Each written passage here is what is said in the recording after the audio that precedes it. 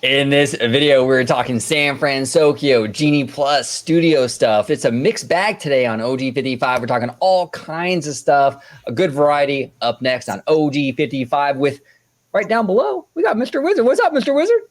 What's up?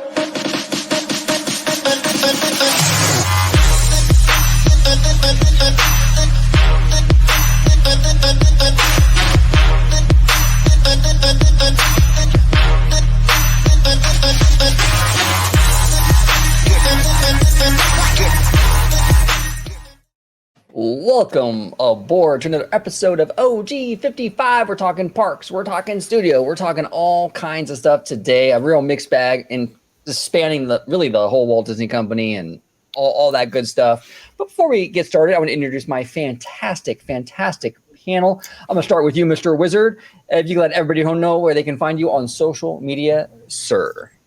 You can find me on Theme Park Wizard on YouTube, TikTok, Instagram, and Twitter. Wow, what a bonanza!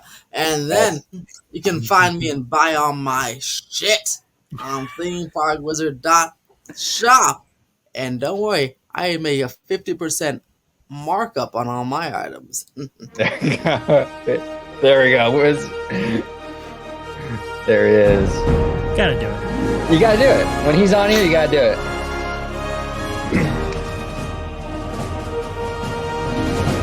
There we go. There we go. And hey, since you're on Wizard, and I know how much you love crazy Disney people. Oh yeah. I think Cat Williams has a few words about crazy Disney people. It's one of your favorite drops, actually. I haven't done it in a while, so here we go. Don't you climb trees? No, motherfucker, we got bills and shit. Take your Peter. There we go, Wizard. There we go. You're officially on the show. And over here, we got Dr. Dre, host of the Freshly Squeezed show here on the channel, Mr. VashSky. Welcome back, sir. And happy to be back talking about all kinds of stuff, including the studio. Man, I'm on board for this. So if anybody wants to go ahead and follow me, you can go do so right down there at VashSky. Just go ahead and type it in, and it should pop up for, as Christine Wastelands McCarthy used to say, for all the robust discussion right there. And if you want to see me in video form anyway, you can go and do so right down there below. Hit the subscribe button to subscribe to OG55, where you have some amazing shows, including the one you're watching right now, hosted by the amazing Orange Go 55 over here to my left. Down below, Citrus Corner with his Citrus George with his Citrus Corner, talking about all things Walt Disney World and everything east of the Mississippi. For Story Geeks with Jay, talking about all the stories that impact our lives, including Indiana Jones, which we are talking about right now. I think we're up to about Last Crusade here coming up. Just talked about Temple of Doom, so definitely subscribe for more of that. And my own show is there as well, Freshly Squeezed, your source for juice, news, and info squeezed fresh right from the Grove. I do apologize, OG. There we go. No, you're good. You're perfect. And then we got Citrus George down below, host of the Walt Disney World show here on the channel. Citrus George, welcome back. My favorite Italian, eh? Italiano, forget about it. I thought Mario was your favorite Italian. If you can let everybody at home know where they can find you, sir. Absolutely. You can interact with me on Twitter at Disney George. Please check out the podcast I'm part of called A Walk with Walt, with some of that rich Walt Disney history and fun facts. And of course, you'll find me here on Orange Grove 55 with Citrus Corner with all that sweet, juicy, but sometimes sticky Disney news and info. Pay attention, it's Joe time. Perfect. All right, so let's get started into today's festivities. I'm going to go ahead and share your screen, Dr. Dre. Holy Tokyo! So, Dre, if you want to go ahead and set the table, we'll kind of jumpstart the conversation. Yes, absolutely. Wizard, you are partially correct. Tokyo. It's definitely some Tokyo influence with San Fransokyo. San Fransokyo taking over what was formerly the Pacific Wharf section of the the Golden State section of Disney California Adventure. Never knew how that worked, right? They broke it up in all these different ways, but it's finally getting a little bit more of an identity than what it had before. and is a distinctly Disney identity, right? As Chapek would say. But here we see some of the scaffolding has actually come down, and what we're assuming is going to be the final look, at least of this section of building, has been revealed. So we just kind of want to talk about it, guys. What do you think about all of this? Are you liking the changes you're seeing so far? We also had some new concept art that was revealed, showing what these various areas might look like in the future. What do you guys think? Where are we at with this? I'm digging what they have so far. I'm actually digging it. I like all the Japanese writing. Everything looks way cooler in Japanese. Let's be honest, right? So all that stuff is fantastic. I like what they're going with here. My only issue with this whole kind of retheme so far, it's not done yet, so I don't want to prejudge, but so far there's not enough neon signage. If this is a hybrid between San Fransokyo and Tokyo, when I think of Tokyo, I think of like a lot of neon, and this is just severely lacking that. It's a lot of painted on signage, which is fine, but you got to have a lot more neon in here if you're gonna truly have this kind of Tokyo aesthetic, and I think that it's sorely missing that. Now, to be fair, they might add that later on. I do know that there is one section of it where it's going to have San Fransokyo, which I believe is in some sort of neon lighting right next to the water. That's fantastic, but it just needs more of that. But what do you think? What do you think, George? Overall thoughts on so far the progress for San Fransokyo? Love it, like it, hate it?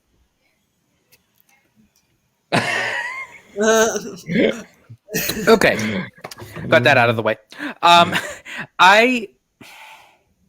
okay with it. I don't necessarily hate it, but I don't know. I just feel like that they could have done so much more. And as I mentioned earlier before we started recording, this picture in particular kind of reminds me of something that you would see in Maine, like off the shores with the fishermen and the boats and everything. Yeah. It just doesn't scream San Fransokyo as Big Hero 6, because essentially that is a fictional type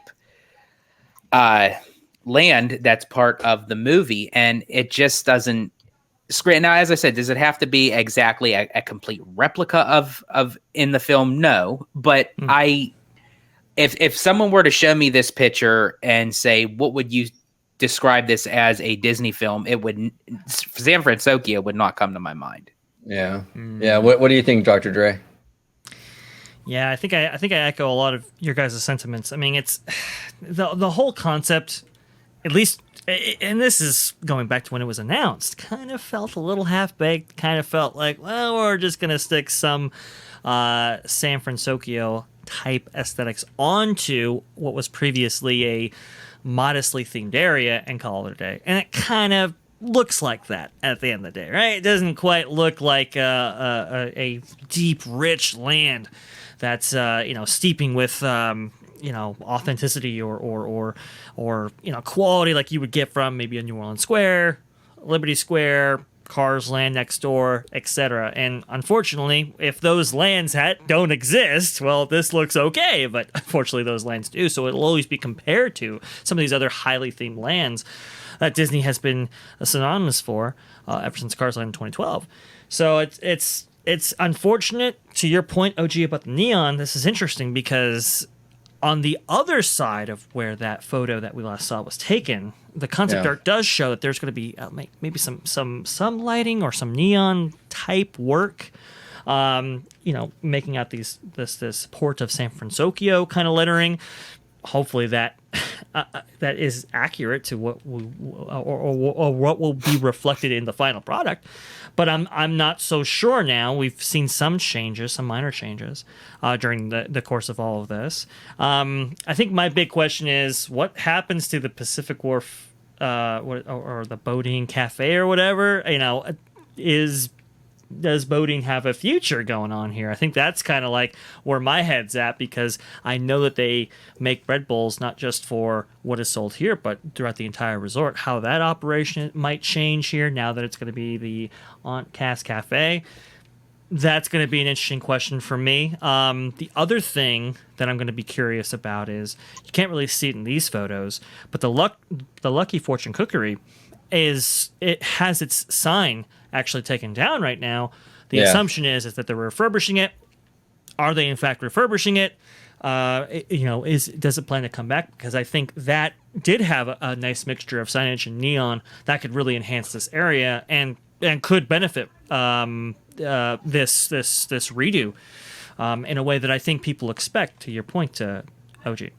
Yeah, And if I absolutely. could just add something really quick, this area itself, I actually enjoy. It's very quaint. I like how there's a lot of outdoor seating for people to sit on, have a meal, and what have you. So I actually enjoy this area as a whole. I just wish that they would just give it a little bit more oomph to it. Well, and the frustrating thing for me is that with the wharf, Pacific Wharf theme, you don't have to really even do much to get it to San Fransokyo because it's already very the aesthetic is already very Northern California, and there isn't much that you have to even do to make it a really, really great area or great re-theme. And I just think in some ways, like with the neon, they're missing the mark, right? Another thing that kind of bothers me too is I think there's a difference between like theming and decorating.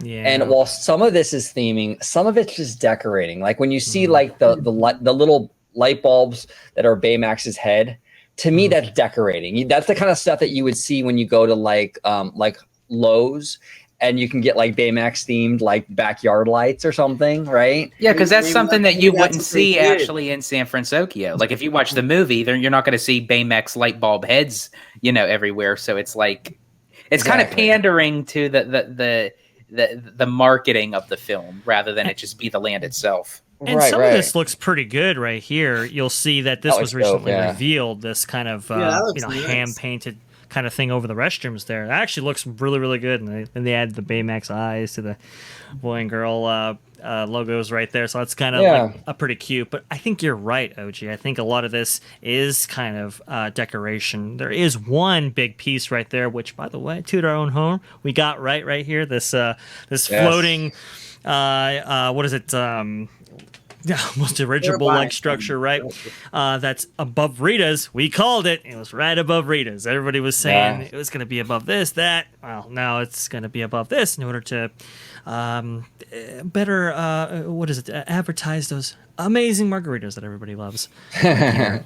As I was thinking about it, thinking about this area and so forth, and the fundamental design problems of it, if Bodine wasn't there, this whole complex that you're seeing right there in front of your screen, and this whole area was kind of open up to that water's edge right there, and you could see it from the main pathway that's right adjacent to this, I think there would be a lot more traffic in this area, and because it's kind of hidden away. It's kind of hidden away back there. I think this was a design flaw from the original Imagineers who may have laid out DCA. While there were some interesting design choices throughout, the layout was actually fairly strong, all things considering. This, though, I don't think translated as well as they would like. That's why there's a sign, which is rarely seen in Disney parks. There's a sign over here on the edge that tells you where to go for all these things because they are hidden behind this building. I wonder if the whole area would have benefited from this building being removed. Obviously, you would have had to replace the facilities inside, which comes with its own challenges. But is this enough to entice people to look further? I'm not sure. Yeah, I'm not sure either. I think this move is 100% about food and merch sales because they know that Of course. they can make all those little Baymax little like Baymax bao buns and like all the cute little boba drinks and stuff, which I mean, I'm down for that stuff. I love boba and all that, but I think that's really the motivation here. We'll see if it works. But what do you think, Wizard? Are you in or are you out or are you in the middle? Where are you at with this one? I think I'm in the middle. It looks cool. It looks nice.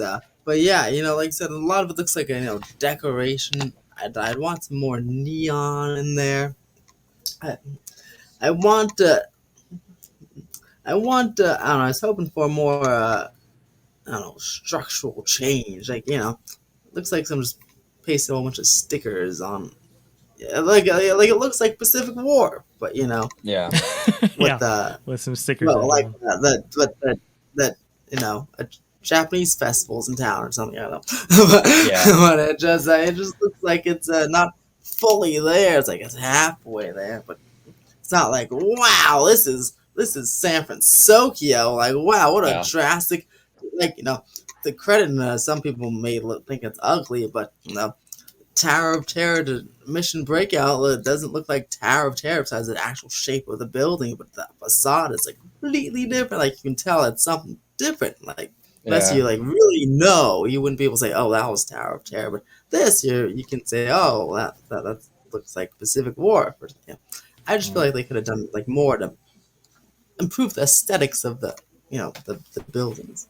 Yeah, they got to go in there and they got to. I want more structural. I think you guys are hit the nail on the head. I want more structural. I want more than just a repaint, And I think with this, I think we're just getting a little too much on the repainting side and not enough of like actual like the fish weather vane or whatever that is. Like that thing is cool. Like I want to see more of that kind of thing added to this to really make it.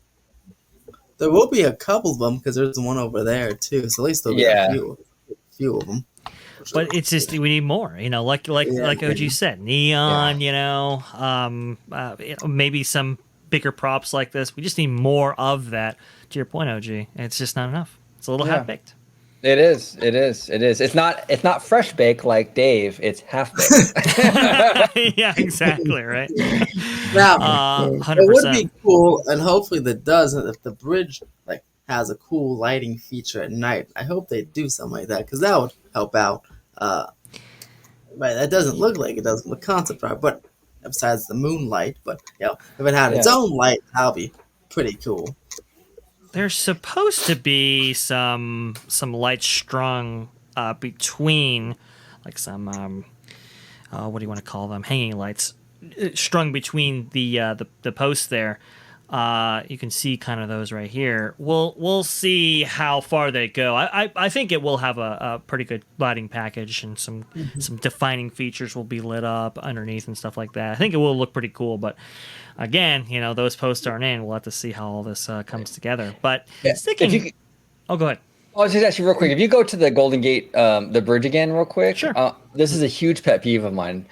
Man, this bugs me, dude. Like.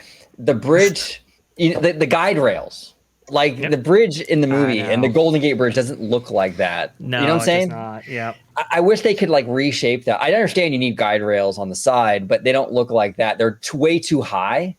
Yeah. And it takes away from the force perspective and everything. I just, man. It just feels like WDI is just like losing their touch with everything. It's like they're just trying to hurry up and rush to get something done. And it's like, let's focus on the quality. It's like it's not there anymore. Yeah, I agree. Well, OG, if you for that, they'd have to spend money to actually replace the bridge and build it from the ground up. But they don't want to do that.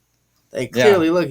They just repaint the existing bridge and add the little support things, and there you go. They can't dip into tomorrow's spray tan fun. Yeah, exactly. Hey man, that hair product ain't gonna pay for itself. Well, that's interesting because sticking with the California theme, and you brought it up there, George. We might as well go there. Diamaro was seen in the parks, but not just by himself, as he constantly is, but with somebody else right here. Who is that guy sitting at the back of the table right grandpa. There? There it is. It's it is a seasoned Bob Iger sitting there with Josh Diamaro. Guys, I think this was spotted within the last couple of days right here. Not so often you get to see these two guys alone together. Today. Yeah. Oh, today. Okay, cool. That's it. This is recorded Monday, so this is very, very interesting. Fresh out of the oven. Yes. Well, this is interesting that they're out here talking shop. I'm very curious what this is. Well, if Bob Iger's involved, they're not talking. He's looking at his watch. He's like trying to get out of there. That's true. I mean, I think if Bob Iger is involved, it's probably maybe they're talking about when they're gonna finally announce Pandora. Yeah, exactly. Well, that's kind of where I was going with this. Like, I think that if he's there talking to him, I think it's probably something fairly significant, whether it be, like you said, Wizard, like a Pandora, maybe it's something Disneyland Forward related. I think it's something like that. I can't imagine Iger getting involved and having to sit down with him if it wasn't something significant. The only thing kind of throwing me off that trail, though, is that they're out in the open, where people could potentially hear them talking. With this lady, I don't know who this is. I mean, does she have anything on this? Is she from WDI? Anyone know who this lady is? Yeah, she comment doesn't down look below. familiar to me, but it would have to be someone significant to sit with both of them, but it's kind of funny. Like you would think that if it was, we might have seen like Bruce Vaughn or, or even Scott Trowbridge or something of that nature. But I'm very curious to know who she is and what relevant she is. Maybe she's applying for and interviewing for the CFO position. Yeah, maybe. Well, the thing is that that's why I'm kind of leaning a little towards like it being a Disneyland Forward thing, because this could be like maybe like the company lawyer or like one of the lawyers or representatives that are negotiating that whole thing, because she's not familiar. Like as park people, we don't know who she is, so it could be some sort of representative from Disney. I was going to say, I was just going to say, is she someone that's on the council? Oh, maybe she's like a city council member or something. Something like that. That's kind of what I'm leaning towards a little bit. Someone or like a that. Stakeholder or something. I don't know. Like something. I don't know. When you look at this photo right here, obviously there's some paperwork in front of them right there. And you don't see any creative minds around there. So could this be maybe an operational meeting? Looking at the finances of the business. Maybe those are the CEO papers. Josh is signing the CEO, a preemptive CEO paper. Looks like he's got his reading glasses on. He's looking intently at this paperwork right here. I wouldn't be so surprised if he's taking a look at, hey, where do we cut, where do we add, kind of thing, in order to make this quarter look a little bit better. We know that the quarter is on everybody's mind right here. Unless he's reading the funnies. Yeah, right. Exactly. Well, and that's interesting too, Dre, that you mentioned that this quarter, because everyone's predicting this quarter is going to be ugly. And that ties into Christine Wastelands McCarthy, right? Like I have a feeling, and it was actually our good friend Ghost Hoffa, actually, to his credit, who DM'd me and said he was saying that he thinks that this quarter is going to be a bloodbath and they're going to hang it on McCarthy, right? Yeah, because that's why she's leaving now, to kind of do that. Now, I don't know. That could be it, and maybe this is tied to that. Maybe they're trying to look for a way to cut, try to, get this quarter looking good. Who knows? And we know that following the wake of Christine Wastelands McCarthy being, being placed in an advisory role, right? Trying to find out the future of the CFO position along with Bob Iger. We know that there has been some other changes that have happened within the parks division. So, WDW News NT has the story right here. More Disney Parks executive management changes announced following Christine McCarthy's departure. More Disney Parks executive management is changing, with the biggest effects at Walt Disney World Resort. Recently, CFO Christine McCarthy announced that she was stepping down to be replaced by CFO Kevin Lansbury from the parks. And interestingly enough, Lansbury's position will be taken over by Andy Hopkins, who will serve as interim parks CFO. And we can see right here, Melissa Valaquette, Vice President of Magic Kingdom, will become the Vice President of Industrial Engineering and Park Operations line of business. We have right here, Sarah Riles will take Valaquette's position as Vice President of Magic Kingdom. Riles is currently the Vice President of Disney's Animal Kingdom. And then we have Marianne Smith, Vice President of Consumer Experience, will replace Riles as Vice President of Disney's Animal Kingdom. And we have Farron Kelly will replace Smith as Vice President of Customer Experience. Kelly currently serves as the Vice President of Disney Sports, which includes ESPN Wide World of Sports, Run Disney, and Disney Water Parks. His replacement has yet to be named. So we know that all these things are happening, and we have to throw LaTondra Newton in there too. We know all these things are happening at every single segment of the company. Is in preparation for the earnings call that will be happening here within a couple months' time. It's tough to say, but I have to assume that what they're going over here might not be necessarily the long-term future of the Disney Parks experiences and products division, but maybe their short-term future. Yeah, I think you might be onto something with that, Dre. I think you might be onto something with that. Mm-hmm. Yeah, because this looks like it's very much a what's the word for it? Paper pushing kind of meeting, right? It seems like it. Yeah, it seems Yeah. like it. But interesting. Josh Giamaro is listening intently to this woman right here, if you can see that. So, Who is I think that? she is of significance. If anybody in the chat has any recollection of who this woman is, please let us know. Could we zoom in on her a little bit, Dre? I know it sounds like kind of. Well, let me see. Let me see if I can do that right here. I just want to know if we can recognize her. You know what? Go to Dre. You know what? Go to the website. go to the Walt Disney Company website and check the board members. Okay. I Going there right think, now. I'll get the link up here. Yeah, thank you, brother. I'm just kind of throwing it out there. I don't know all the board members. Maybe she's on the board. I mean, that would be kind of interesting.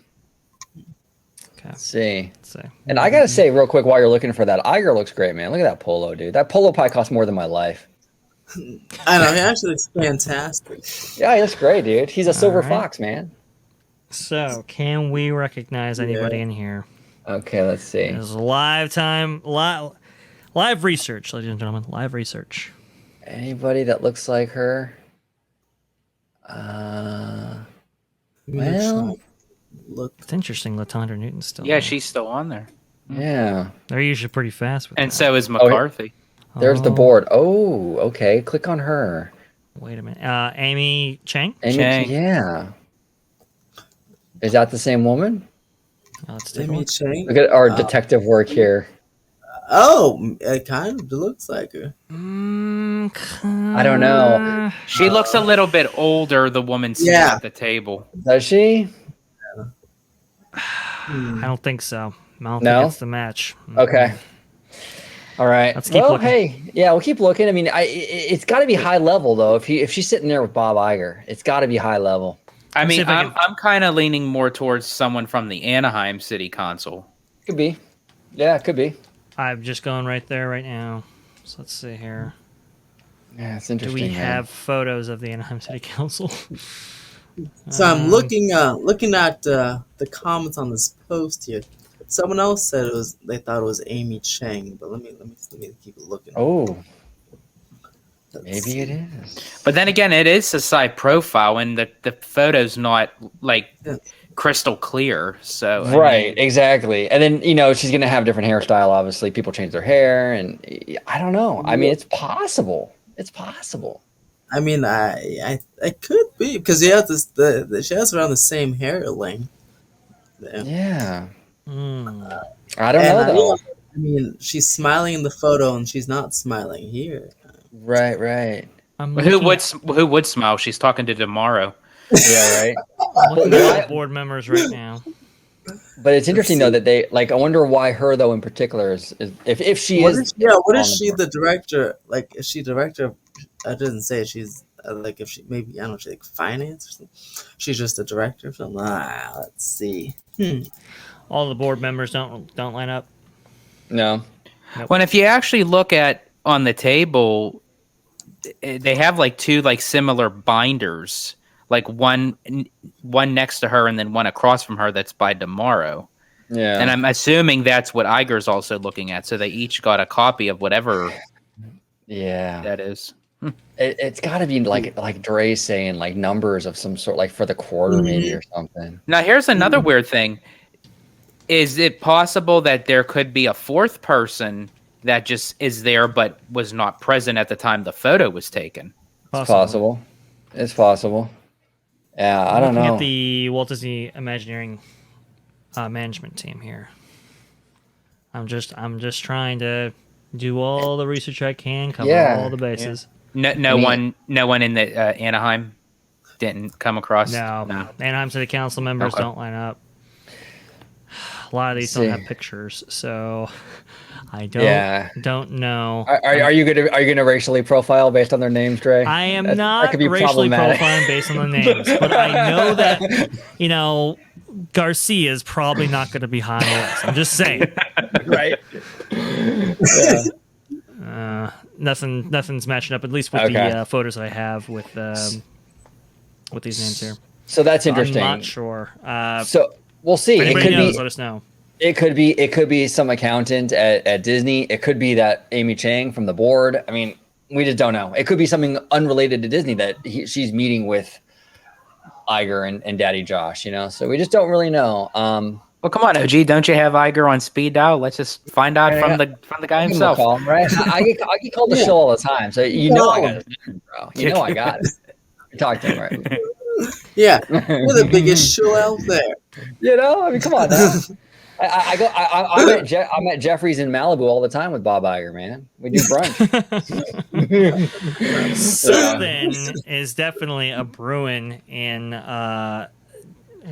this picture, right here. Yeah. At what is it, the Grand Californian? But right next door to the Grand Californian, just to switch it up a little bit here, we didn't ever go over this, but Disney has released a video. Oh yeah. Going into everything that there is to say, at least right now, about Steve Rogers the musical. So, do we want to have some maybe preliminary comments on that? Yeah, well, I've seen this video, and the little that they show, well, here we are. We're looking at it now. I mean, this looks like a pretty decent size production. I was actually a little bit pleasantly surprised at kind of the scope of what we're looking at here. I was expecting far less than this. I got to be honest with you. Yes, I was too. I was expecting it to be, even more temporary than what it was. Now they do have the wraparound screen that was installed with Frozen, right? And there are some props from Frozen that are literally reused. For example, right here, this is where, if people don't recognize this is where I believe almost like the bishop or the religious figure that was part of the. That was part of the coronation ceremony in Frozen would stand, right? And they would kind of be moved out. That looks like to be the same platform. I think that they're kind of killing two birds with one stone. They're already having things set in mind for the permanent show. So they're basically just kind of getting that set up, but kind of having a wraparound for Rogers. So when it does move out, they pretty much have everything kind of sustained for them for the transition. Yeah. There are some more Wi-Fi controlled set pieces here. Looks pretty good. I mean, I gotta say, it looks pretty good, especially for a show that's only going to be running for a couple months. I mean, yeah, that date I'm sure is tentative, but if they're only giving it a 2-month, running time, at least initially, you had to suspect that they're pretty leery about investing much more into this. Yeah.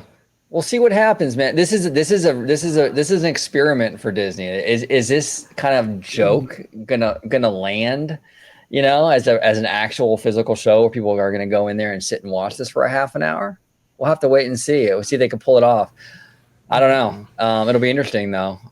It also, we talked about in many videos before, but it also does say a lot about what Disney's idea of this area is going forward. At least the theater and all that. I think they are beta testing how well Marvel does in this spot. Take that information as with whatever you want to make of it, but I do think that they do want to expand Avengers Campus. Maybe this will be a permanent theater for Marvel shows, or maybe it'll be just raised and a Marvel ride will be put there. I think they are testing though. This is what Disney does. They do this. When they want to expand or put an IP in a certain area, they test it with meet and greets and things like that. They trial. So they trial. So I think that if this does really well in this spot, I don't know. You might see more Marvel shows here. You might even see a Marvel attraction replace it. And they even started that out even way beforehand, where they would have the Marvel characters, as you had mentioned, OG, with the meet and greets, with Black Widow over in that backlot area where that's just beyond the opposite side of the Hyperion. Yeah. All right. When they had Spider-Man and Captain America.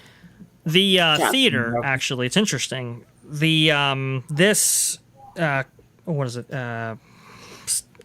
Choreographer actually speaks with some fondness about the Hyperion Theater, saying that it's a great venue, it's a great place. A lot of productions have been ran there, and this a sit-down theatrical experience is absolutely required for Disneyland Resort operations. I'm gonna put money down the table there, OG.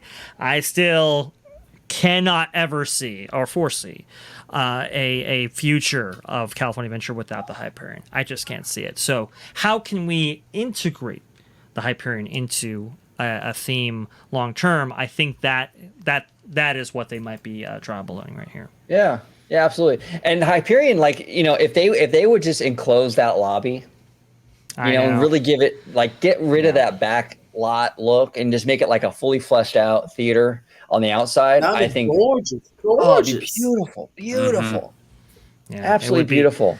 It would be cool, and there were plans to do that Now- with the 2012 redo of DCA, but just never, all of the budget was taken up by, Cars Land and Buena Vista Street and all these other things. So, go ahead. Yeah. I didn't say it because you OG said something about tearing down the theater and putting an Avengers attraction there. You know how mad I'd be if the attraction went there before the stupid parking lot that I'm waiting for first? They better put an attraction there first. Come on, Disney. Come on, come Yeah. on. I'm pretty sure, Wizard, to your point, that the, let's say, plain spaces Right. would be occupied first before the Hyperion, but we'll see. We'll never know. Hey, maybe But that's no what. matter what, That's what the feasibility studies. That's what Bob Iger's going over right there. There it is. There it no is. matter what, shout out to a good old Christopher Lenertz who worked on this show. Yes. Pleasure to Yes. have him on the channel for Wondrous Journey. So I'm excited to see it just because he worked on it. I'm excited to check it out. Oh, Same. Christopher Lawrence is an absolute genius. What he did with Wondrous Journeys, that's the one thing really getting me excited about this show is him, to be quite honest with you. Yeah, yeah. And, hey, it's going to be like, 45 minutes, and there's going to be a string of, I think it's 7 songs or something like that that's going to be added to this. So that's a lot more, I think, than Frozen or even Aladdin. So That's wild. that's quite a bit of, musical composition that Lenertz has to kind of imbue into this show right here. I'm going to be really curious to see how he pulls it off. And Wizard, we got to have him back on your channel right there to talk about I the just process of the texted show. him just now. I hope I'm trying to get him back on. That'd be Oh, That'd be great. That'd be fantastic. Now, does anyone know, real quick before we move on to our next topic, because this guy kind of reminds me of Steve Davison for some reason. I don't know why. But do we know what's going on with Steve? Is he still at Disney? Is he still active with Disney? Because I used to see him all the time with these shows, and he would talk about them. I don't really see him anymore. Is he still involved with the mouse, or has he moved on? Do we have any official word on that? well, his last production was Harmonious, right? And even in that interview, or the initial interviews, right, he was saying that, well, this is really Chapek's idea, not really my own, right? So he was already kind of, I think they knew that maybe not everything worked quite as well as they would have hoped with Harmonious, and he was already trying to defray, or Right. I should say, what is it? Not necessarily attach himself to that product. Look, I have heard that Steve Davison has had some maybe some personal issues that he's had to contend with, and I don't know if those are related to his health at all. Obviously, we wish him the best in wherever he is, wherever he goes, but I think there are some things happening behind the scenes that have. Let's say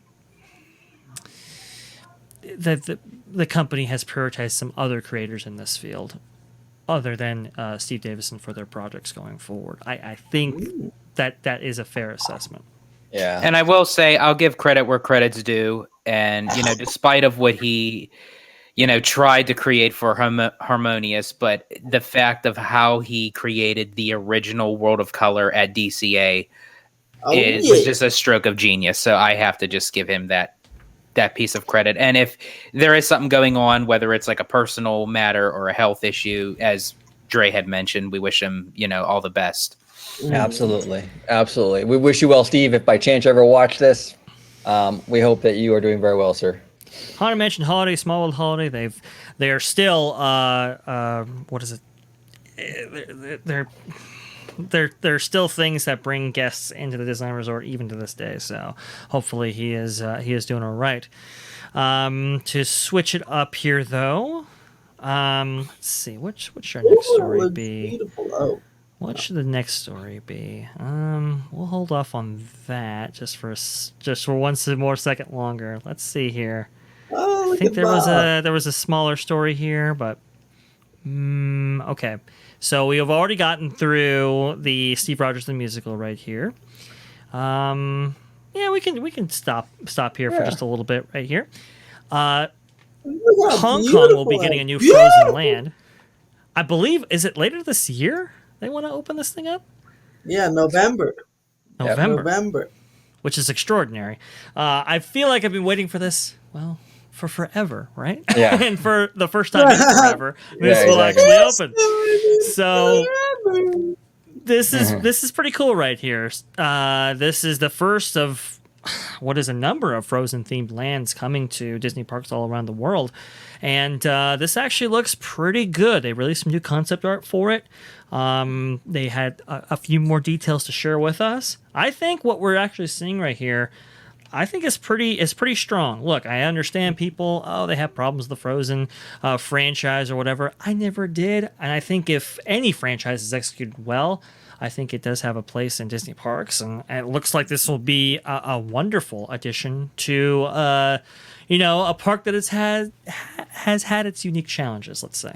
Well, the issue I never understood the issues that people had with Frozen. It was a $1 billion movie.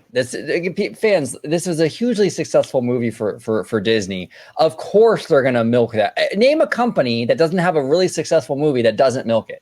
I mean, how many Minion movies have we got? Honestly, I went to go see the first one in theaters, and it was the first time ever that I've seen a movie. An animated film, we literally had people standing in the aisles because there were no more seats left, but they overbooked selling tickets and people were willing to stand for this film. And literally it got a standing ovation at the end of the film. I have never seen that before in any personal experience with cinema of going into the theater, but it did. Well, and this was this and Tangled were really like the first movies of like the Bob Iger era that really felt like the 90s era Renaissance, kind of come to the new age. And I don't know, there's great movies. This and Tangled both. I love them both. Now Tangled, I love Tangled. I think the music is weaker in that movie than this one, but still a great film. Still a great film. Still waiting for an attraction for that film, by the way. I know. But, it's crazy. Just a home run. And speaking of like with the attraction wise, like of seeing like how they updated like the audio animatronics of the characters, because don't get me wrong, I love Frozen Ever After at Epcot, but I will say the projection faces the projection have held up over time are very cringy to say the least. The face, I'm trying to think of how to actually put this. The skin tone of the faces do not match the skin tone of the upper or the lower jaw to the neck. George, that is racist. Cancel George, cancel him. Yeah, but see if I have a video here that I can show. Yeah, no, you're right though, George. It's not the same. The projection comes off different. Yeah, it's definitely not. And there was a lot of issues, like when the projections don't work, it makes the characters look really weird. Like this is phenomenal. I mean, I don't know why they just wouldn't have gone with that in the first place. Yeah, this is a projectionless Elsa right here, and honestly, it's really, really nice. I also think they have her arms working in a way that is less, I don't know, like, arm filling tube man like, which I know was a very difficult job for the Imagineers working on this attraction initially. That was a heck of a time. I don't even know what this is, but they had a heck of a time trying to, because her waist is very, very small. And so to have all of the actuation and all of the connections made, throughout her entire body, to have those arms working the way they were supposed to, and to have the movements in her head and so forth, that was a struggle for them back a few years ago. So it looks like they have made improvements throughout this figure. So do you feel like in time, whenever Frozen Ever After goes down for refurbishment, do you think they would actually consider swapping them out? Possibly, but that's the thing about Walt Disney World that is kind of weird about this. This is CPM bids, by the way. That's the thing about Walt Disney World that's really weird. If it ain't broke, don't fix it. And if it is broke, well, why bother? That's kind of there. Pretty much. their motto here. So hopefully, we do get some improvements down the line here. And yeah, I think eventually they will, but it's just not a high priority for them at the moment. Yeah, because most fans, like most normies, aren't that affected by it, and so they're not going to spend a huge amount of money to swap them right now. You know? See, and that's when I want to go over to one of the normies' houses and bitch slap them up across the head. Yeah, but when you see it, give them the old Denozo from NCIS.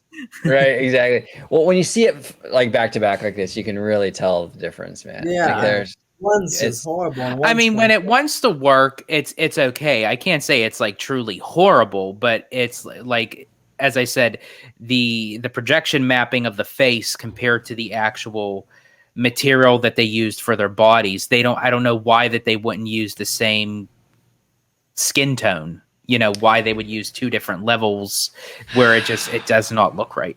Well, that's the trouble with it, because you have a projected surface and you have to match it with something that is reflecting light, literally, not having to just cast onto it via a very shapely screen. So that's the issue. You're almost never going to get those correctly. It's like attempting to get the colors between two different sets of materials correct. It's very difficult. Now, if you actually see the Seven Dwarfs in the Seven Dwarfs Mine Train, you can kind of get a little bit of that feel, but I feel that Disney kind of made that a little bit more understanding, like with the projection mapping of the face, whereas with Frozen, it's very noticeable. And I think because like when you're in the mine and what have you, it's a little bit more darker, so it kind of reflects better. Well, and I think the dwarfs are a little more cartoony than Elsa. Yeah, you know, so it's more exaggerated. So it pulls it off better, I think, as well. I don't know. Yeah, see, much better. Yeah, we'll go ahead and skip to the mine scene right here, if this is a good video. This is cool. Hi ho, hi ho, hi ho. Yeah, I think the idea was, okay, we have animated figures. It's really difficult to give these animated figures a quality that's not too dissimilar to the films themselves. So, well, if they started out in animation, let's keep them in animation and have animated faces. I think that was the mindset, right? And I think it's an interesting one, but I think over time, people kind of look at this and go, this is just weird. Mm-hmm. And so they just, you know, it's like, okay, well, we've refined our technologies to the point where, give me a second here, guys. We've refined our technologies to the point where we can actually do a figure that is far more realistic looking. It works out. So, yeah, a good trial balloon, as we were talking about before, but something that I guess hasn't lasted.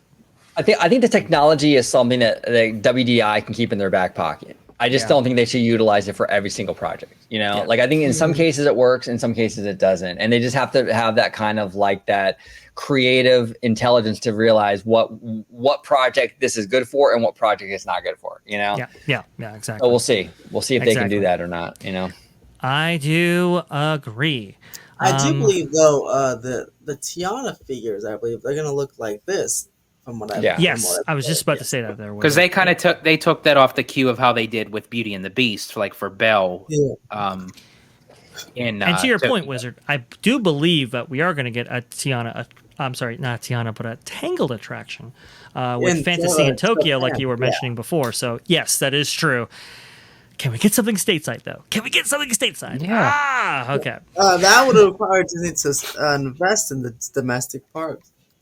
That's unfortunately very true, which will only come in the way of a profitable revenue stream from the parks. And well, we can see Disney attempting to do that. So let me see if I can find that story right here in my... About the Genie Plus? Yes, about Genie Plus right here. And the per park pricing. Here we go. Mm-hmm. Scott Gustin reporting, this was June 23rd, 2023. New, beginning June 27th, Walt Disney World will introduce park-specific Genie Plus. Guests purchasing Genie Plus will select either a single park option or multi-parks option. Multiple parks will work same as current Genie Plus with a valid park hopper. Prices will vary by date and park. And you can kind of see right here multiple parks now. We have a Genie Plus for that. For a single park, it separates them per park. So Magic Kingdom is $27 in this example. Epcot is $18. Disney's Hollywood Studios is $24, and Disney's Animal Kingdom was $16. And I think that's kind of I think that's kind of interesting that the Magic Kingdom alone is the same price as the multi-park experience. Like, I get it if you're just going to Magic Kingdom, I get it. But to have that compared to the same price that you could actually use it to park hop to the other parks, I would have at least made either Magic Kingdom a lower number than 27, or I would have done the multiple park option a little bit higher. As we've seen, yeah, it's interesting. As we've seen with other, let's say, decisions for the parks that we've seen from operators on both coasts, it's probably a supply and demand pricing model. So because there's so much demand for, let's say, Magic Kingdom or Disney's Hollywood Studios versus the amount of supply that they have, that's why you're getting those higher figures versus Epcot and Disney's Animal Kingdom are lower in this example. At least in this example, we know it's probably I could definitely understand like those price ranges. I just don't understand why Magic Kingdom alone is the same price value as a multi-park experience. Probably because they figure that if you go to Magic Kingdom, the chances of you going to another park outside of that limited, maybe?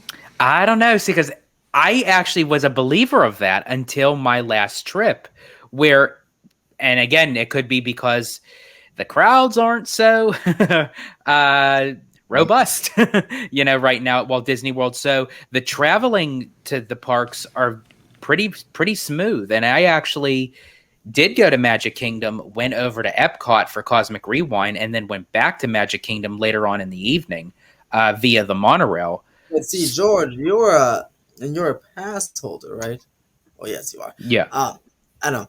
See, I don't know. I feel like I think Dre's right here because again, from the one time I went to Disney World, we went one park per day. It was a Magic Kingdom on a Monday, Epcot on a Tuesday, Wednesday. So I feel like if you're a tourist, like if you're a pass holder, I feel like you'll be hopping around. But I feel like if you're a tourist, most people are probably gonna do the one park per day type of ordeal. Yeah, that's true. They want to maximize their time and each time. Maximize the vacation and maximize their time each park open. We stayed open to close each park each day. I feel like that's what most tourists. I feel like it's obviously priced towards tourism, not towards. I'm probably going to get very bad heat for this, but balls to the wall. Balls to the wall. Here we go.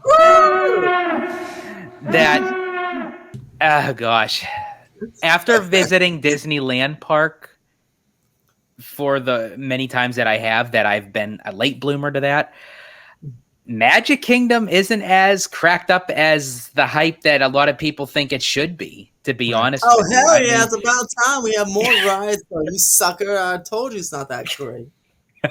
Are we we need some West Coast love in here. Hold on. We got to do some West Coast love. Absolutely. And also, everybody to the Wild Wild West. There we go. And here's the thing. I do enjoy Magic Kingdom, but if I had to compare it to Disneyland Park, and I get it because, again, with the tourism, it is a higher demand, but it's like compared to the number of attractions that are there and the time frame that you can get on said attractions, it's like, are you really banking your buck for that?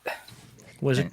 And I am sorry, speaking to my last point about the traveling, this Genie Plus thing, I don't think, honestly, I mean, I might, but I don't think this change will ever, maybe not ever, but I don't think it'll come to Disneyland because, California Metro is right there. So I feel like even if you're a tourist, someone's still getting a park hopper. So I feel like this change will not come to Disneyland, but that's just my opinion. What do you guys think?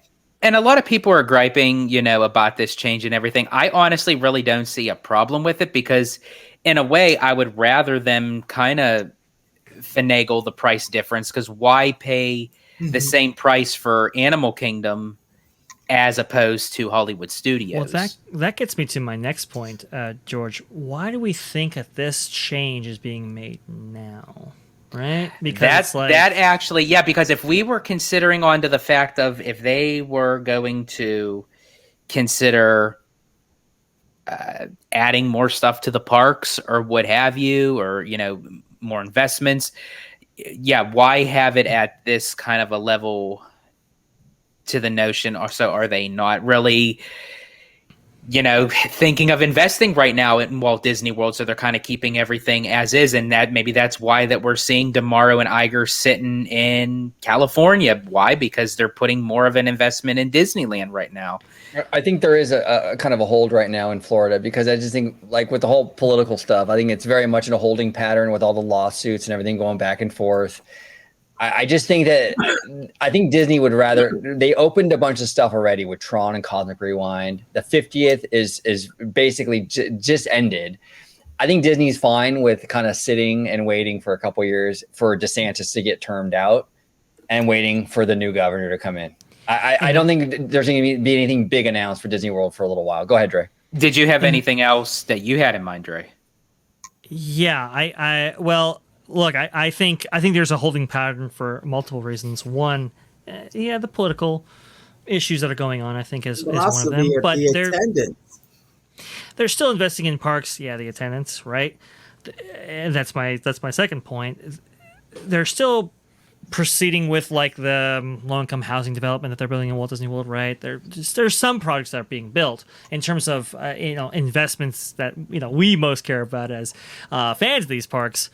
Not a lot in that realm, and I don't think there will be, because right now you don't just have the political issues at stake, but you also have the company's finances at stake too. I mean, there's the studio division is really not what it has been in years past. They are suffering losses at multiple areas of that business, and the parks. This is why I think DeMauro is sitting down with Bob Iger, because it's like, we got to look to make some money here, and I think that's what's driving this change right here. It's extracting more money out, because if you're heavily discounting just to get people to go, as we were talking about those attendance figures in previous shows, we have to maintain our per caps, and I think that's why you're seeing this right here. I think it's more of, okay, well, we can't necessarily lower the price on this product, but can we do it in a way that makes it a little bit more flexible for our guests to buy into the program? This is why I think you have Epcot at $18, Disney Mountain at $16. To your point, George, what you were saying, it's like, why have a set price for everything? This is that, right? And I think that $27 price point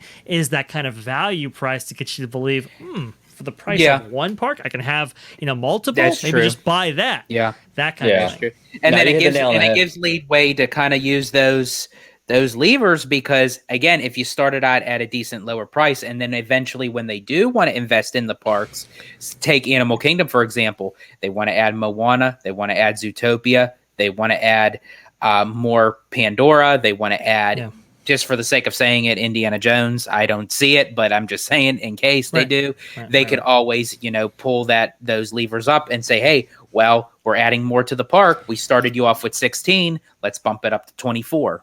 Yeah, they have they might have some cash flow issues, right? And they might want to pull those levers to increase that revenue, or those revenue streams coming from the parks division itself, or offset any maybe unprofitable ventures that they might be experiencing. OG. Oh no, I was coughing. I muted. I was coughing. Okay, sorry about that. I didn't know if you wanted to step in there, but it's just I think that's what's kind of driving this right here, and that kind of worries me, because it's like, okay, well, you make these changes in order to increase revenue. Are there changes that you're making to offset maybe rising operating costs? Do we see more deferral of maintenance? Do we see less investment than maybe we had at one time believed there, George? Do we see a worse dragon? That kind of stuff, I think, is all up for consideration at this point. No, it is. We're in a time right now, and I always hit this home because it literally is every single Hollywood studio. These studios are looking for every way possible to make a buck, to save a buck. Absolutely. That's the reality of all the, we're going to do a show on the Warner Brothers stuff soon. There's a ton going on there with Zaslav and Warner. They're doing the same stuff with their company. These companies are looking for ways to just to survive, dude, at this point. And I think, Dre, you're right with this. I think they're just it's the money. It's the money. I think it's the money, and to put a little bit more context out there for our viewers right here, Spider-Man Across the Spider-Verse slings back into top box office spot while The Flash drops. So, again, this is a Sony picture. This is not necessarily a Disney or Warner Brothers picture, but you would think that with The Flash, as it's a newer movie than Spider-Man Across the Spider-Verse, would have, maintained that top spot. That's not what we're seeing. Not only did it not maintain it, but The Flash is lower than Elemental. Yeah, you can see that right and here. And also, by the way, it was almost it was $200,000 away from being almost lower than No Hard Feelings, which it was a good movie. That's all, but it was very close. Jennifer Lawrence almost beat out Ezra Miller. Hey, apparently Jennifer Lawrence exposes all there, so what they say. Sex sells. I guess it still does. Right there, and I heard it was a good movie outside of that. So, but thanks, Dre. I just bought my ticket on Movie Scoop. There you go. But yeah, I mean, if you see right here, this what is it? Domestic box office right there, very comparable to The Flash at $87 million right there. But the most concerning thing about The Flash, as opposed to Elemental, is that the Flash, did I have an article for that? I believe I did, yeah. Oh, well, that's Fox for you. But 72% box office drop from week to week for The Flash. Morbius. Yeah, you can see right here, fell off by 72%. Let's see if I can enlarge that for you guys right here. Fell off by 72% after opening with a subpar $55 million. Now, Elemental didn't quite suffer that same fate right there. As you can see, only experienced a 38% drop. That's a pretty solid drop. That's not so bad. I mean, that's pretty good, Again, if Disney wants to make some money on Elemental, more than they could be, I beg them, and I hope they do this, because they did the last couple. No. Before you shoot it off to Disney Plus, put it available for purchase. I know it's a good movie. Again, the New York Times article came out. Universal made $1 billion in 3 years by putting their movies on to purchase before Peacock. Disney should come up do this strategy, and they can make some extra cash, to help them out. And since Elemental's a good movie, I feel like a lot of people would buy it for Disney Plus. Wizard, you're 1,000% correct, brother. Like that's the thing, and like a lot of fans were kind of bitching and moaning about Premier Access on Disney Plus, and I think that's kind of why Disney killed that whole thing. But if this thing left theaters and then went on Disney Plus as a Premier Access, maybe it's not $30 like it was before. Maybe you pay $7 for it, or $9, or $10 for it. I think you could make a little extra from that, right? I think people would do that. I know I would definitely do that. Do that before you give it away for free on the platform. There's little things you can do here that you can make a little extra money. I think they should. And like you said, Wizard, I mean, this movie is getting pretty good word of mouth. There's decent drops and everything. Why not? Go for it. If we see right here, this is the kind of money that they used to bring in for just, either premium video on demand services or Blu-ray and DVD sales right here. You'll see with Beauty and the Beast 2017, for example, $88 million. Can we somehow harness a release window that kind of capitalizes on a movie that is in demand and make a little bit more revenue that way? I think there might be interesting, because Jennifer Lee, the head of Disney Animation right now. Let me see if this is the right one. Is this the right link? Okay. Disney Animation CCO Jennifer Lee confirmed Wish is set to have a longer theatrical window. Their last two November releases, Encanto and Strange World, hit Disney Plus 30 days after their theatrical debuts. So they're already making some adjustments, at least in terms of the window for these releases. But can we go further and have maybe a premium model for Disney Plus when these things actually do make their way to the streaming platform? And I think streaming just in general, whatever studio you're talking about is cannibalizing the box office results of anything, because if you were to take streaming out of the equation and you would just have the theater going experience, or even, I mean, there's not too many out there anymore, but like just like how drive-ins became kind of obsolete, and then it went to video, and then it went from video, then moved to DVD, and then Blu-ray, where, as you had mentioned, Dre, about like those projective sales for those particular films. But it feels like with the streaming now in the mix, and unfortunately it's not going to go anywhere, it's just going to keep growing with each streaming service platform. But I think that's where the numbers in the box office is just going to keep on dwindling, and you're going to have like this very small kind of diamond in the rough films, if you will, sort of like how we got with Avatar: The Way of Water and Spider-Man: No Way Home and Maverick, and you got like those real hard ticket films that people are saying, okay, you know what, this is like the movie of the year, I'm going to go see this. Where now, if you take a film like I'm just going to just throw one out, like Meet the Parents, for instance. I know that's completely random. Back in the day, it was very popular, it garnered a lot of ticket sales. But if you try to release a movie like that now in theaters, it's not gonna raise a pulse. Well, yeah, go ahead. Well, I was just say the frustrating thing about Elemental is that budget, because here's the thing, it's got good legs now, we can say that, right? It's got good word of mouth. The merchandise is really, really cute, man. Like there's some of these, I'm not really a big like merch guy when it comes to like the sippers and stuff like that.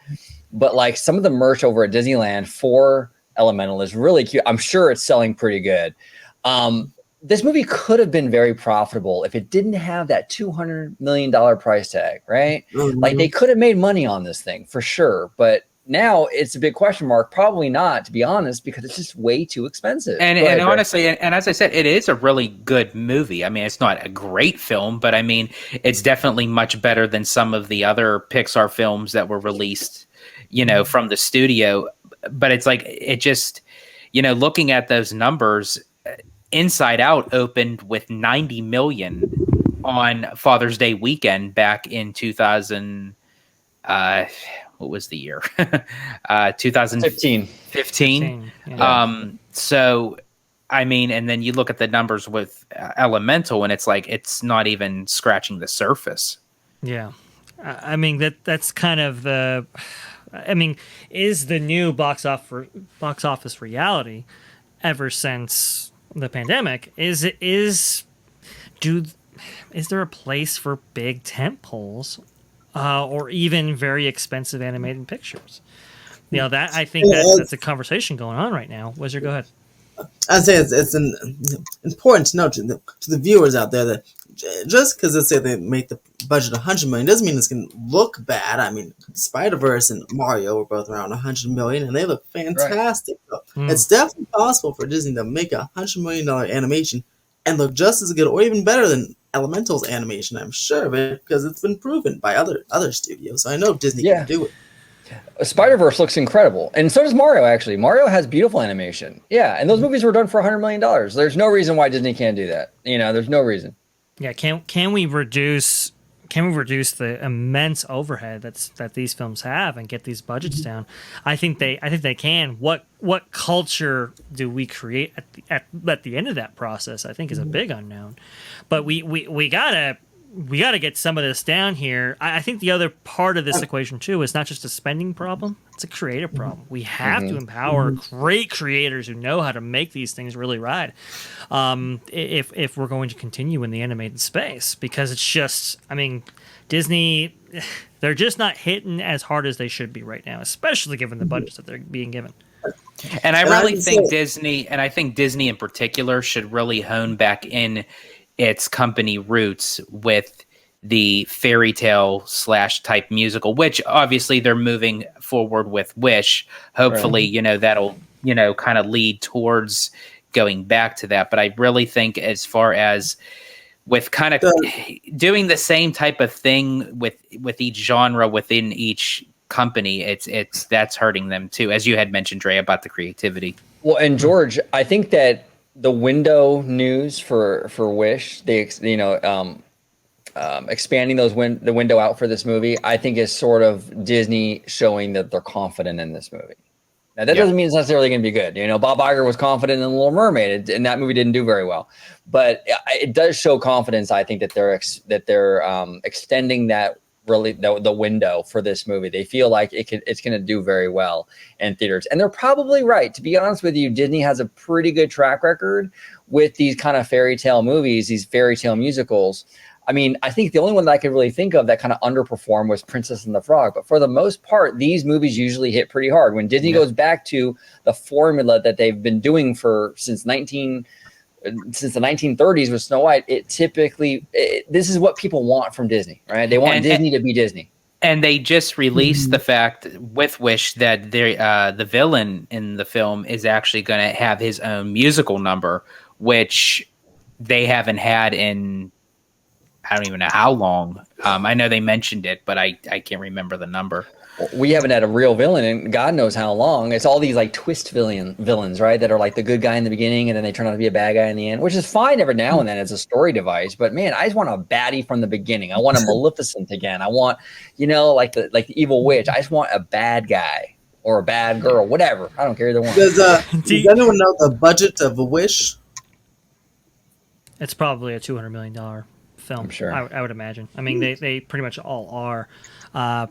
You could maybe have a variance of maybe 50 million, in or out of that number, but it's probably going to be looking like that. Which, OG, I want to ask you: do you believe that the company believes that they may have affected their box office prospects because of these previous windowing practices? Because people say, "Oh, well, Disney trained them, trained families not to go to the theater because, well, it's going to be out streaming so soon." Do you think the company believes that? Yeah, that's interesting. I don't know. I mean, it's possible though. That's absolutely possible. Maybe they felt like they sabotaged themselves. Maybe there's data they have internally that's showing that. Didn't a doctor say something about that? Yeah, he did. But see, the thing with Pete Docter though, he has a vested interest in saying something like that because it takes the heat off of him. Yeah, exactly. Right? Oh, absolutely. Now, I must say, at least I have personal experience. It was not with me, with my cousin, with The Little Mermaid. I asked if she wanted to go see it, and she said she had like a trip plan or something, so she couldn't see it. And I said, "Oh, do you want to see it when you get back?" She goes, "Oh, maybe, but when is it going to be on Disney Plus?"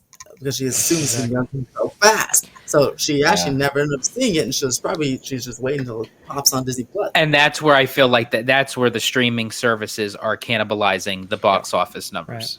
Right. I had an experience myself actually talking to somebody about Jennifer Lawrence's new film there. What is it? No Hard Feelings. And it looked pretty good, sounded pretty good, talking about it and all that. And at the end of it, she's like, "Well, I'll just wait for it on streaming." And it's like, that's the mindset right there. And it's like, well, that's a big problem. And that's the kind of movie, like exactly the kind of movie that people are just not seeing in theaters because it's like, unless it's a spectacle movie, like this would be kind of a spectacle. Avatar, Star Wars, even Mario, visual spectacles. But a movie like that, I don't need to see that. And that's where the pandy and the shutdown kind of ties into that also into the mix, because for a lengthy period of time, that's all we as the human race could do. We were stuck in our houses. What more can we do? Was stream, so they had to find a way of how to get much product that would eventually be in theaters and just immediately put on the streaming. So us, we're creatures of habit. So after you adapt to something for so long, it's like, are you going to really revert yourself back? And it's like, no, well, we'll just stick to streaming. To their point, I think they're combating that a little bit, at least with Wish. But go ahead, Wizard. Some of us were stuck longer than others if you're in California. Right. Well, that's a good point right there, which happen to be huge markets when it comes to these theatrical releases right here. New York, New York, LA, and San Francisco, like usually the top 3 movie markets. So 2 of those are stuck at home for longer than some others. Well, and New York had its troubles and problems as well. We know that for sure. It's an interesting conversation because we're starting to see that affect the content that is actually produced and actually gone forward with. For example, I think reading up about No Hard Feelings, I mean, really, when was the last time you see comedies be released in theaters, or produced at all? Because a long time. Right, because studios know there's a limited upside when it comes to that, and you just don't get the big box office numbers that you do get from theatrical tentpoles like let's say The Flash, for example. But even those are struggling. This is a very interesting issue here. Yeah, it's the wild. Flash, I feel bad for the Flash movie itself, because boy, it was surrounded by a host of problems. At the start, then he got James Gunn literally announced his whole DC Phase 1 slate before The Flash even came out. So I'm like, why do people have to see The Flash? James Gunn just announced his whole thing. Like James Gunn just kind of killed it right there. Like, come on, man. At least bring up a great point, Wizard. And it once you told comic book movie fans that these movies from here on out don't really matter. Yeah. Like, why is That's a big problem. That's a huge problem. Huge problem. And then you have a problematic main star, main character, main actor. Yeah, with Ezra Miller, you got that. And then they say all these people, Tom Cruise, and every single person that saw it and Warner Bros. Showed it was amazing. It was amazing. But then you show the movie, and then obviously not many people liked it because it came out with a B cinema score, and that's pretty horrible. So Well, here's the thing. So, did James Gunn? Do you think his reputation is a little bit tarnished here in two ways? One, he said it was the best comic book movie ever made. Yeah, he said it was the best one. He said he announced his whole thing, and it's the best one, but he's not going forward with it. Like, what? They changed the ending multiple times. I think I think he overhyped. I think he shot himself in the foot with that one, because And he already has rehired this director for The Flash for the ongoing Batman series of films. Yeah, so right? OG, come on. If you're a new guy, you see a guy like this down the vine, do you necessarily want to attach your wagon to that horse? Doesn't quite make sense to me. OG, what's going on here? I didn't like The Flash. I got to be honest. I mean, Michael Keaton saved that movie for me. I mean, he was phenomenal in that movie. But I was telling Dre, the first half hour, 45 before Keaton shows up, I was going to the bathroom an awful lot, dude. I was not into it at all. Ezra's terrible. He's terrible. They are terrible in it. Yeah, my cousin and I think we enjoyed it, but I didn't come out thinking my goodness, this is the best comic book film I've ever seen in my life. All those influencers were saying. I don't know, maybe because they got to see it for free. I don't understand. I don't know what they were seeing. Tom Cruise, love you, man, but I don't know what you saw either. It was pretty an average fun. I enjoyed it as much as I enjoyed maybe Black Adam or something. It wasn't like Avengers Endgame. Oh my god! Woo! Wow! Yeah. And also, I was born in 1989, so I don't have any nostalgia for Michael Keaton as my Batman, because I wasn't born. So if it was Christian Bale or something, I'd be like, oh, whoa, that's cool. But he was good. He was certainly better than one of the better parts of it. But I feel like that's another thing with the multiverse stuff. I feel like with No Way Home, I grew up with all three of those Spider-Men, so I was very excited for all three of them. But in 1989, that's really far back for a lot of the younger audiences. Yeah. They don't know who Michael Keaton's Batman is. It was new to me, Well, and you're in the age group, Ethan. I'm not going to give your age out because I don't know if you want it out there, but you're in that. He's 27. He's 27. So he's in that demo for sure for these kind of movies. Right. And a lot of people his age are not, he's, to his point, they're not going to know. They're not familiar with Michael Keaton. They weren't even born yet, So it's they don't care. Yeah, that's a big issue, because this was a selling point for this film, right? And we had to believe that there's some long-timers who may have wandered in the theater just because of that. But when you have, look, let's remove Ezra's issues just for a second, right? Even if they had no issues. Ezra has an issue of not being able to carry a film and not necessarily being a big box office draw by themselves, right? So that's kind of an issue. Then you add the controversies on top of that. Now it's like, okay, well, that's a whole new can of worms. I think that the idea of having their own kind of multiverse kind of movie is a very interesting one, but it's just the mixture of elements didn't seem like it came together. No. Should they have backfilled still, that production? You know, Maybe. I know there's still I feel like a pretty decent group of people, you know, that really like the Snyderverse, and they're kind of just boycotting Warner Brothers just in general, no matter what they put out. So you just add that group to, you know, the other people who just didn't like it, and just this massive group, you know, and it's a world of hurt, that poor film itself. Maybe not. What Ethan? What did you think about the baby shower comment in the beginning? You like that scene, dude? That was weird. I was worried for the babies. Like, are they gonna die? Like, I actually felt that.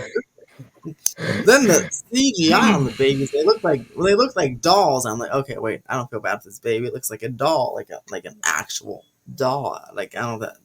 I guess they said that was on purpose, but I mean, did you want to say it was on purpose? Because that, like, is the CGI in the new Batman movie that he's doing gonna be that bad on purpose? I don't know. That whole scene was a little dicey, though.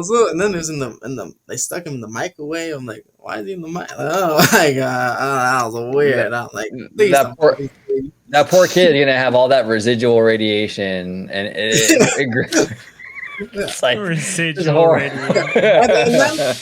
When the mom or whoever that woman who the babies went to, you know, I feel like she should have been more upset. She's upset, but she was like, you know, I feel like that's very traumatic. All these babies are falling. You're just like, and then, okay, I'm fine. I'm like, really? I don't know. It's pretty traumatic, man. There's a whole bunch of babies on the building fell on you. Weird. It was weird. I do want to say real quick before we move on to our next topic. Sure. George, his power just went out. They're having some bad storms over there. Oh, so I see. Okay. More than likely, because I think this is probably like our last topic, maybe, or close to. I think we have some Velocicoaster news. Or, I'm sorry, not Velocicoaster, but Fast and Furious news. But yeah, we're wrapping it pretty up. close. He probably realistically won't make it back before we end. So I just want to let the audience know that George had to duck out because of some storms over there. So. And George, I hope hope it comes on soon, man. Hope the food doesn't spoil. Powered out sucks. I hate that. Well, this is when two worlds collide, right? With the Haunted Mansion coming out in theaters pretty soon here. I guess July 28th is going to be the release date here. And as promotion for this, Owen Wilson, Jamie Lee Curtis, and Lakeith Stanfield were actually doing interviews. They were doing interviews at Disneyland up there in the balcony of the Dream Suite there. I wanted to go ahead and bring this up for a couple of reasons. Well, mainly, though, I mean, do we think the Haunted Mansion's going to perform, since we're on the topic of box office? That was my question. I was going to say, wait, guys, it's coming out July. A Halloween. You think a Halloween-ish. I think it's going to do well, but maybe it's being positioned to be on Disney Plus in a Halloween type of thing. I mean, it's surprisingly, the trailers look surprisingly good. I still have no desire to see it. I'm not going to see it in theaters, to be honest, but maybe it'll surprise us. I mean, I don't know. I'll be your guinea pig. You're going to check it out? I'll probably check it out. Yeah, this AMC Stubs thing, 3 free movies a week. You know, you really gotta use them up. Yeah. Well, what about you, Dre? You going to go check this one out? Not me. It's interesting. I believe Haunted Mansion was originally going to come out in the November or fall type slot. It's funny. Marvels, right? Yeah. It was. It's funny. It never was going to ever come around around Halloween. It was either after it or way before it. Hilarious. I don't know why, but that's just better to be before than after. Oh, yeah. It was originally in November. Now it's coming out in July. It does look good, and I don't know, July 28th. That is enough time for it to shoot on to Disney Plus right on October. Maybe that's what they're doing. That's why. looks pretty cool. But again, what was the budget of this one? That's what I'm asking every single time because I'm curious. Is this like 300 million? No, oh come on, OG. This has a lot of $300 million stars. film. Only Kathleen Kennedy could do that. No, you're probably talking at least 250.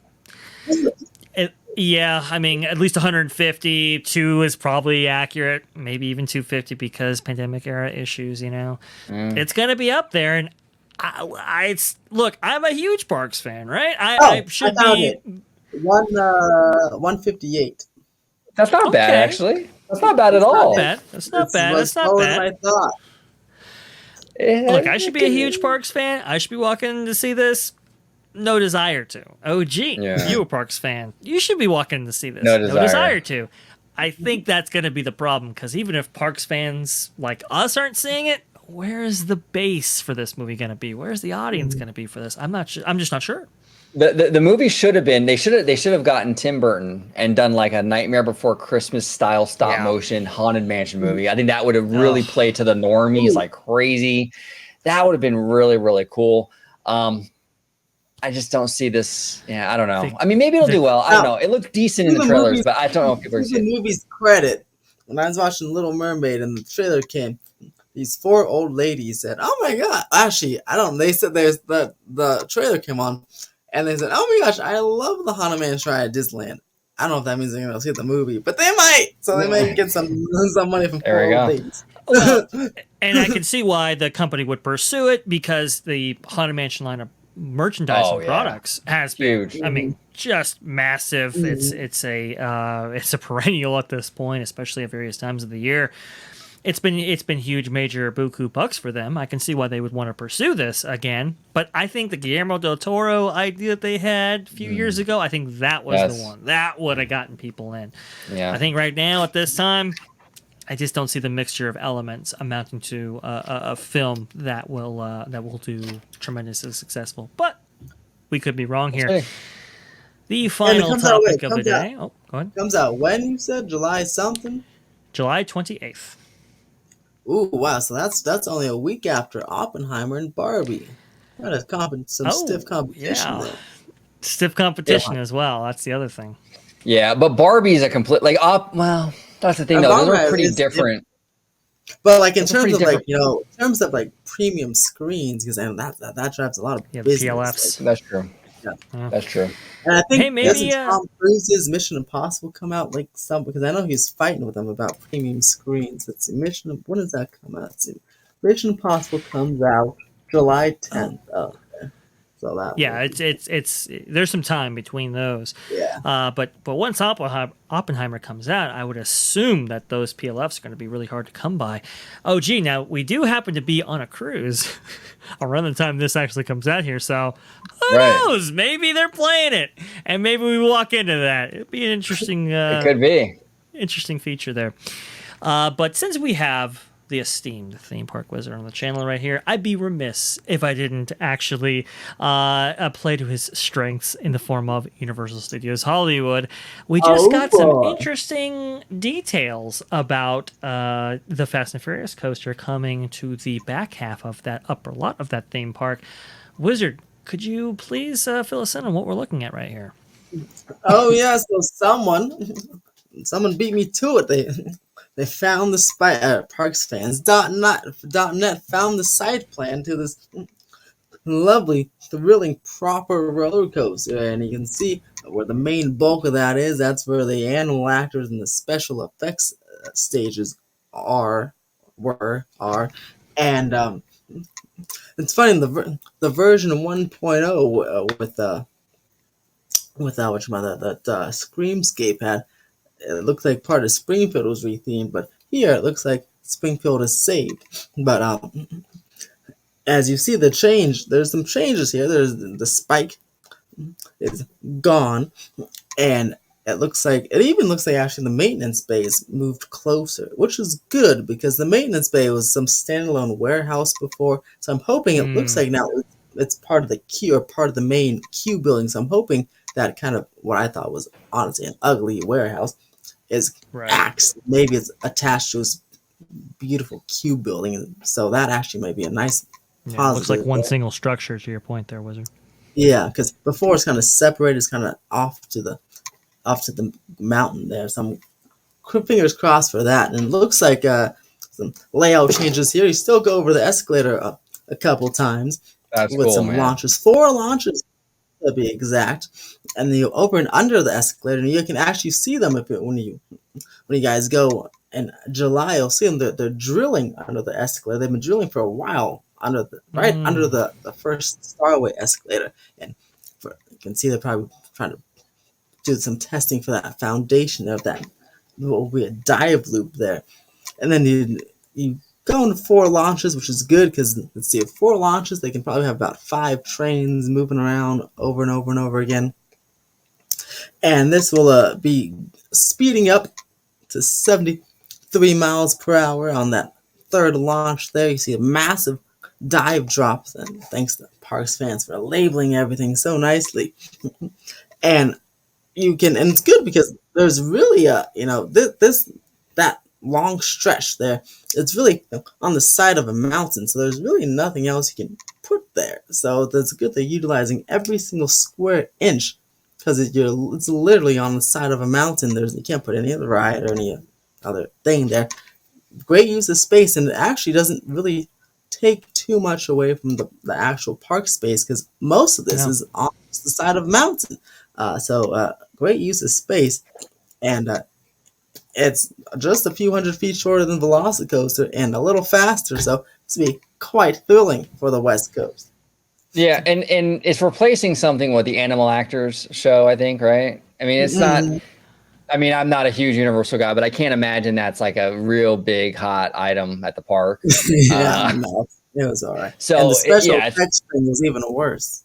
Yeah, so the stuff it's replacing is very expendable. The other thing that I think is very cool about this idea is, well, there's actually a lot of things that are cool about it. Number one, you add another coaster, which I think is needed for and Hollywood. Another ride in general. Another ride in general. Exactly. So it's a plus for just another attraction, and then it also gives Universal now the excuse to get rid of the supercharged on the tram tour. Mm-hmm. There's something new on there, so it kind of kills like a bunch of birds with one stone. That would be nice for sure. There are some. I mean, for thrill junkies, Universal isn't necessarily their first stop, right? Six Flags Magic Mountain is not too far from where Universal Studios Hollywood sits today. You obviously have Knott's Berry Farm, even some attractions in SeaWorld, but Universal's not necessarily on the list. So to attract a new group of guests to the actual park is a very intriguing idea. All the thrill junkies hear all kinds of stuff that Orlando has gotten in the form of not only Hagrid's, but Velocicoaster especially. And it's like, when are we going to get something like that? Well, now we are. I want to go over a couple of elements here that I thought were interesting. You touched on the 4 launches that this will have, which is amazing, not just in terms of experience, but also in terms of capacity, like you said, with those launches representing block zones in which they can have multiple coasters on the track at once. But you'll see this inverted stall that we were going over there, Wizard. Very similar to the features and the kind of the dive drop there, very similar to some of the features that we do see in Velocicoaster, right? So this is per Universal right here. You can see in this kind of POV shot that this is a launch coaster, kind of low to the ground, almost RMC type experience here.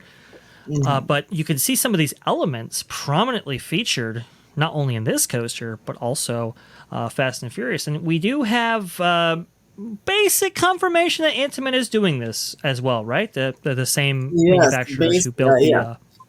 Intamin, yes. And there'll be a custom Intamin drifting type experience there. You could see that kind of top hat element right here, that kind of steep kind of dive is supposed to be in some way with us on Fast and Furious coaster out there in Universal Studios Hollywood, but also you have this inverted stall right here. And OG, you had some questions about this. Well, this is what this is right here. You're actually hanging underneath for just a second as you traverse the course here, and then you go back over. So we're seeing some really intense, thrilling roller coaster type elements for a coaster in the Universal Studios Hollywood Studios Park. This is pretty unique here. So our Fast and Furious is going to be hitting speeds like this. According to the amazing theme park wizard, 73 miles per hour, which I think Velocicoaster top speed is in the upper 60s? Velocicoaster top speed is 70, so it'll be going a few miles per hour faster than Velocicoaster. With dude. Each train will be themed to one of the main characters' cars from the movies. That'd be kind of cool. With onboard audio.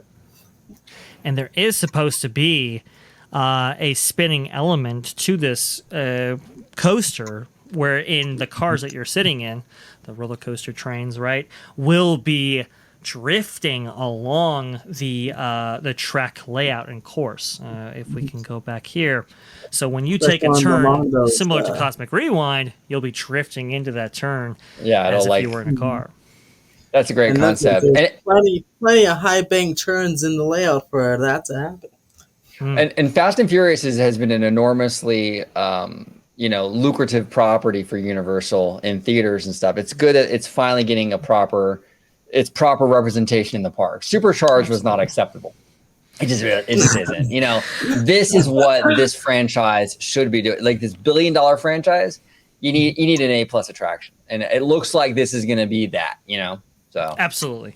And next to another A+ attraction in the form of Jurassic World for their other big time franchise, you need something to accompany it.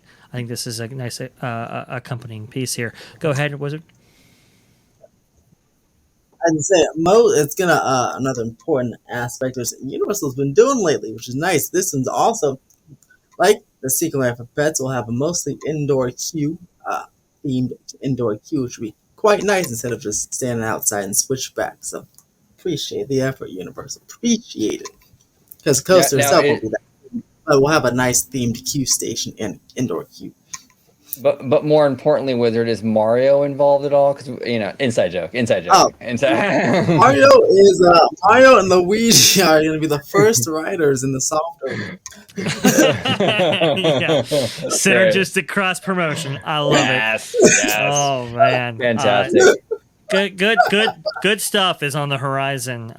Both at Florida, obviously, we know in the form of Epic Universe, but also don't count Hollywood out. They're getting some nice additions that'll really complement that theme park. Well, I think what we've had Wizard on before, and Universal's plan to add hotels on property. That's the way to go. I've said it many times with Disney too, Disneyland Resort as well. Like you want to get more tourism dollars, as many as you can, and because eventually it's going to get better. So it's smart for them to build those hotels, especially with the Olympics coming and all that good stuff. Yes, yeah. I think it's a smart move, dude. It's one thing to get maybe $100 a day for theme park entry, right? But when you have a hotel that could be, selling its rooms for $200, $300, $400 a night, well, now we're rolling in the money. So in terms of revenue stream, it makes a whole lot of sense for Universal to be a destination type resort. And when you say rolling in the money, Dre, are you saying that money talks? Everyone silent. Listen to my money talk. There you go. There you go. All right. Well, thank you both, and thank you, George, too. I'm sorry George had to bounce early, but George, stay safe out there, brother, with all the storms and everything. Please do. But we're gonna go ahead and close out this fantastic show. I'll start with you. I started with Wizard in the top of the show. I'll start with you right now, Vash. If you let everybody at home know where they can find you on social media, sir. The best place to find me on social media is going to be at VashSky on Twitter. It's right down there. Just go ahead, type it in, and it should pop up for, as Christine Waysons McCarthy would say, if I can bring it up here. Robust discussion right there. You can find me right there. And if you want to see me, well, it's going to be on the channel you watch right now at Orange Grove 55. We have some amazing shows, but including my own Freshly Squeezed, your source for juice and news and info, squeezed fresh right from the Grove. And to honor the upcoming Haunted Mansion film and well, that everybody's decisions are moving right along here. There's no turning back now. There you go. There we go. There we go. And down below, we got the one and only Mr. Theme Park Wizard. There we go. It was a pleasure having you on, sir. If you can let everybody at home know where they can buy your merch. You can buy my merch at themeparkwizard.shop, where I'll fast and furiously upcharge you 75%. And then you can follow me on Theme Park Wizard everywhere, every social media account where you can find it. Go find it. I'm even on Bumble. But go ahead. Just kidding. I'm not on Bumble. But go find me on, was it Facebook, YouTube, Instagram, and Twitter. And, OnlyFans as well. I'm sure you have one. OnlyFans. Oh, yeah. Ethan. That's right. Yes. At Theme Park Wizard on his OnlyFans, you can see me get my roller coaster undies. Roller coaster. Very much. There you go. There you go. Oh, so I want to thank you guys for joining us and everybody at home for watching. Comment down below with all your thoughts and everything we discussed today. The San Fransokyo, this new coaster coming to Universal Hollywood, the Genie Plus stuff, everything. We talked a lot. We dipped into a lot of stuff. We dipped into studio stuff too, Elemental, The Flash. Comment down below. We always, always, always love to hear from you. And as always, well, actually, before I close out, should we drop some Carl's Jr.? You feeling some Carl's? I feel some Carl's Yes, going. I am feeling some Carl's. Bye-bye, everybody.